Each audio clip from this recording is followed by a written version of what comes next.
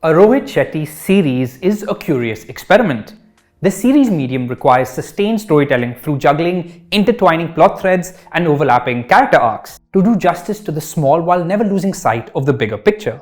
To balance micro and macro, character and plot, episode and season, you can get away with offering the grand, thunderous blockbuster experience to sustain 2 hours on the big screen, but shows require a very different muscle, and that's not to take away from the art form of mounting a well-crafted masala film. But what does a Rohit Shetty series feel like? The answer is uneven and surprisingly watchable when its wafer-thin characters are in action, but also at times incredibly uncomfortable. Let's break it down.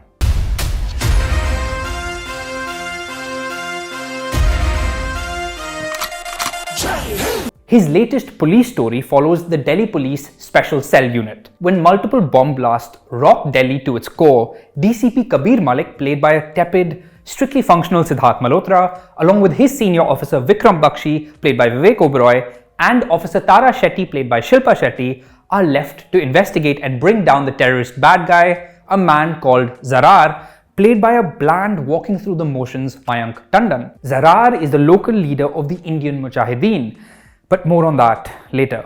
Let's get the obvious out of the way. You will find no nuance in this cop universe. It's a simplistic good versus evil world, and more importantly, these are Rohit Shetty cops. They're not people, they're superheroes. Larger-than-life, swag-filled, trigger-happy, shootout-hungry machines who operate in slow motion, kick-ass, never tire, and never have a hair out of place. The filmmaker's brand of propaganda means that these officers can do no wrong. At 7 episodes of about 30 minutes each, Indian Police Force is an often easy watch. What they've essentially done, unsurprisingly, is taken the plot structure of a movie and stretched it out and padded it up to fit the series format by attempting to give these bland characters more of an arc. So bad guy Zarar gets an inexplicable love story that we're supposed to care about for some reason, and DCP Kabir Malik gets a tragic backstory. There's even a clear interval point at the end of the 3rd episode where the investigation goes south and we jump ahead 1 year later. When it sticks to its strengths of gunfights, chases, and a high-stakes plot that's constantly in motion, Indian Police Force works fairly well. But when writers Sandeep Saket and Anusha Nandkumar step away from the shootouts and break that momentum by trying to get dramatic and choosing to check in with the personal lives of these wafer-thin figures, that's when things get tiresome and irritable. For example, after the pacey, effective pilot episode, which focuses on establishing the good guys and bad guys, the way the narrative deflates and the energy is sapped in the 2nd episode is nothing short of impressive. Instead of sticking to the central investigation thread, the 2nd episode begins by delving into Kabir's sad backstory. Between the shaky performances, heavy-handed background score, and jumpy dubbing, a scene between Kabir and his now dead wife, played by Isha Talwar, comes off tragic for all the wrong reasons. The one bright spot of the episode is the introduction of Officer Tara Shetty, played by Shlipa Shetty. No slow motion entry sequence gave me as much of a high as hers. Also, Indian Police Force has 5 dialogue writers. I don't think I've ever seen a movie or series with 5 dialogue writers. And I can barely remember any particularly memorable bits of dialogue here, but okay, cool. Where the show does come alive are in its surprisingly effective action sequences, largely down to the 2 DOPs, Girish Kant and Raza Hussain Mehta, whose dynamic camera work gives the narrative a sense of scale, bigness, and impact. Their use of large, sweeping shots, an endless stream of delightfully over-the-top dramatic drone shots, which, gimmicky as they are, I quite enjoyed.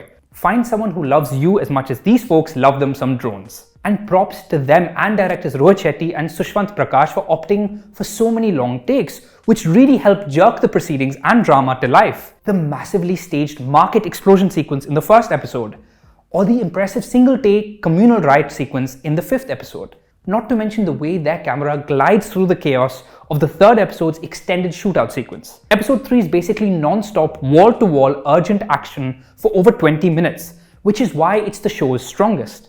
The many lethargic hand-to-hand fight sequences, on the other hand, are far less impressive. Still, there's something ironic about the fact that the action and cinematography of this series has more ambition and style than any Rohit Shetty action sequence on the big screen that I can think of.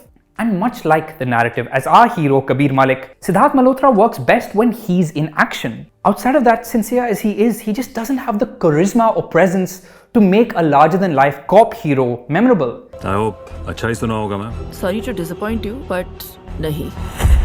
Even as a performer, I don't know where the guy we fell in love with in films like Hasi To Fasi, A Gentleman or Kapoor and Sons has disappeared. Similarly, Mayank Tandon fails to do much with Zarar, who just isn't an interesting enough villain to spend so much time with. Speaking of Zarar, what left me feeling incredibly uncomfortable here is the depiction of Muslim characters. The bad guys here are once again radical terrorists, walking harmful stereotypes dedicated to blowing every Indian city to hell in the name of religion. In the show's defense, if I can call it that, good guy Kabir Malik makes a brief, hurried mention that he too is Muslim. And we do get those customary moments of him lecturing folks about how these are misguided, manipulated youths who are doing violence and merely using religion as an excuse.